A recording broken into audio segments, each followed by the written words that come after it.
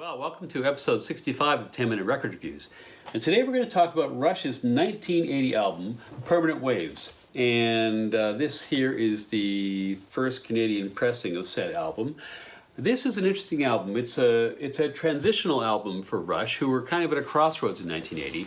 They had, I guess you could say, this is the dawning of the third age of Rush.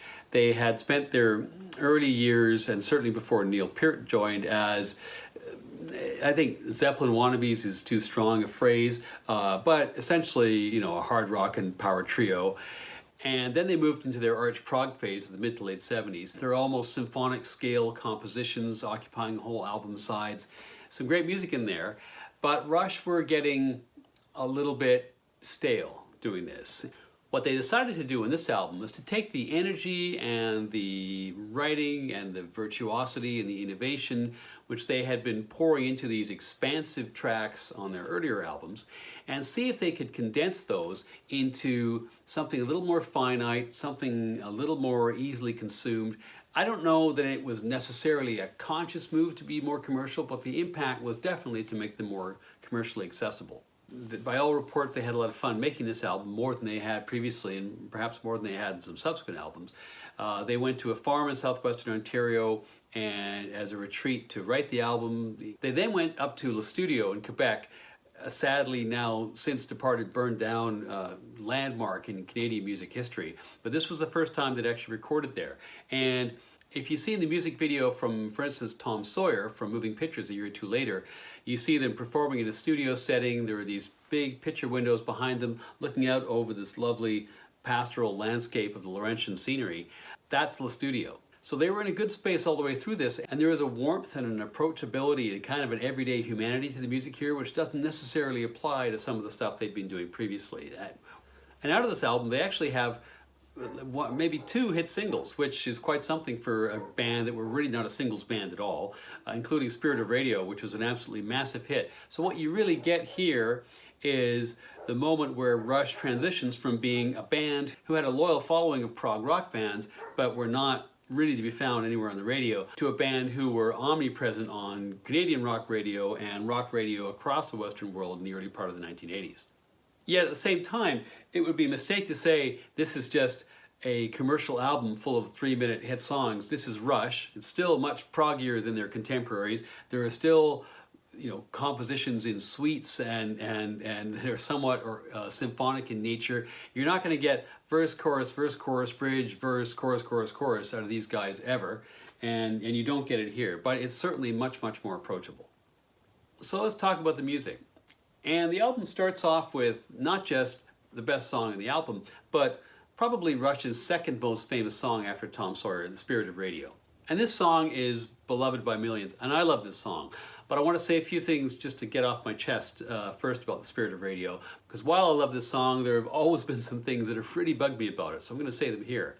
So, first, I would always be on the side of people who would argue that less is more in a rock song. Too many rock songs have been ruined by the band just doing the same damn thing over and over again, running out of ideas, grinding a riff into the dirt, and so on.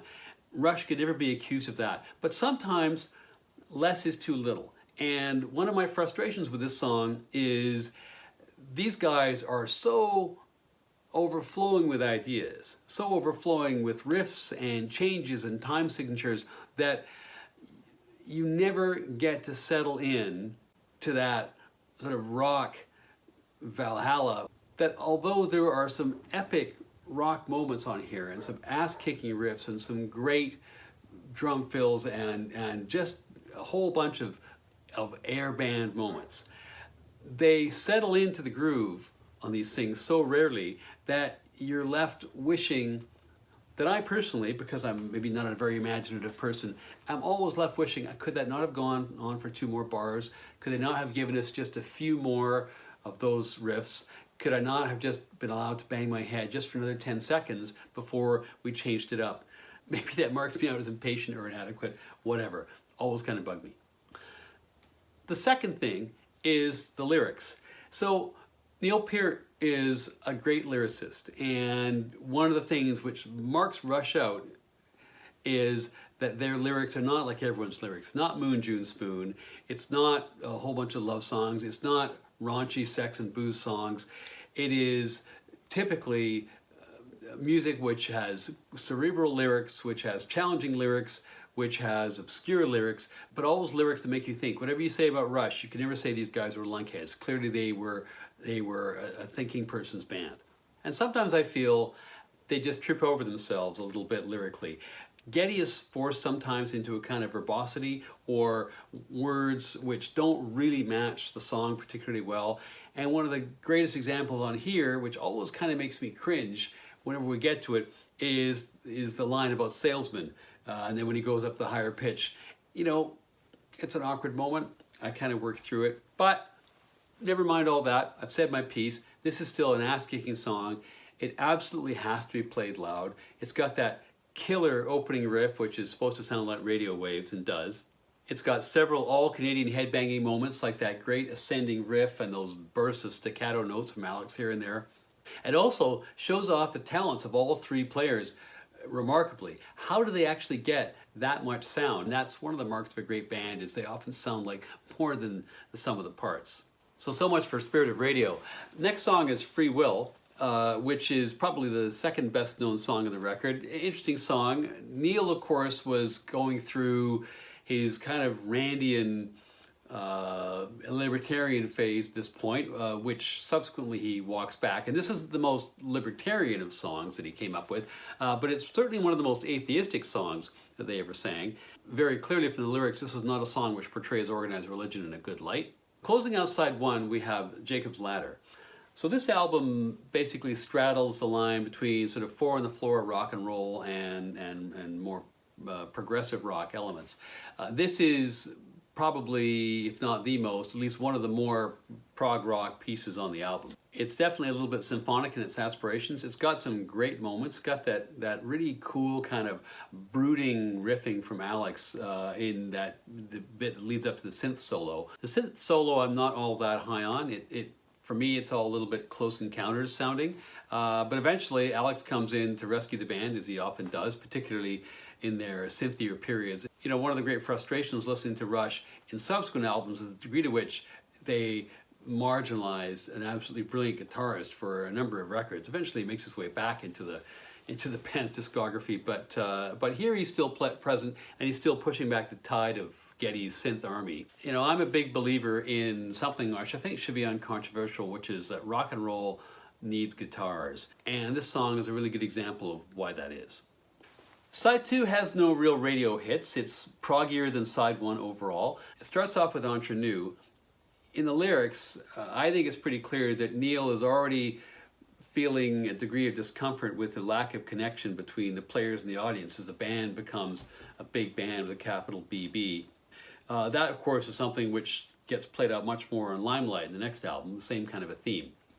When I was talking about Spirit of the Radio, I was mentioning that I think sometimes they get a bit tied up in knots lyrically with the things they want to say. I think Rush has a lot in common with Leonard Cohen, actually, another Canadian icon, and that is that often they are kind of a poem in search of a melody, at least in some of their weaker moments, and I think this is one of the weaker moments on the album. I don't want to indict the song too much. I think the lyric is actually quite beautiful. I just don't think the music rises to the level of the lyric. Followed by Different Strings, which has a kind of a place in Rush history because it's the last song on which Geddy Lee actually does the lyrics. It's it's about growing older and maturing and picking your words more carefully and so on. Just like with the first song on this side, I'm not that sold on it. Same kind of issue with lyrics and needing a bit of melody to drive the song along a little bit better than does occur. When the song really does pick up is when Alex comes in towards the end, but then suddenly it's all faded out just when, frankly, I will say, just when it's getting good. So again, not that sold in this song either. So side 2 isn't so great, but then they redeem themselves with the final track, Natural Science, which is the longest piece. It's, I think, probably clearly the proggiest piece. It's a suite in 3 different parts. It's an anti-modernist environmental piece. It's 3 pieces: Tide Pools, Hyperspace, and Permanent Waves, which I guess is also the title track of the album. Tide Pools is basically just this gentle introduction. Hyperspace is where it gets going. This is terrific. It's classic Rush. It's not hit radio Rush, but it's classic Rush, and I think it's excellent. I was reminded when listening to this that Sabbath occasionally tried to pull this kind of thing off in their later phases when they brought Rick Wakeman in on keyboards, but never got close to the kind of technical brilliance and thrilling playing that you get from Rush here in the second part of this song.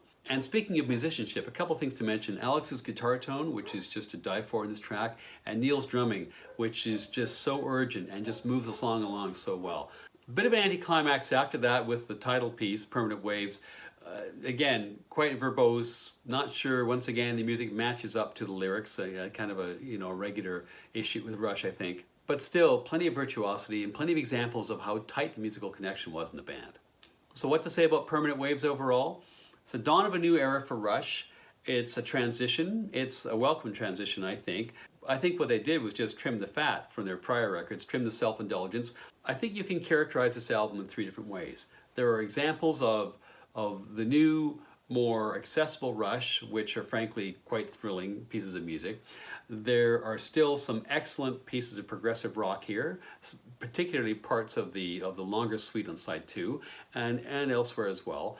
But there are also some lowlights. There are some places where the ideas don't really gel, the lyrics kind of stumble over the music doesn't rise to the same level. For me, this is a launching pad to their next album where they're really going to blow the doors off. It's a 4 out of 5 star album for me.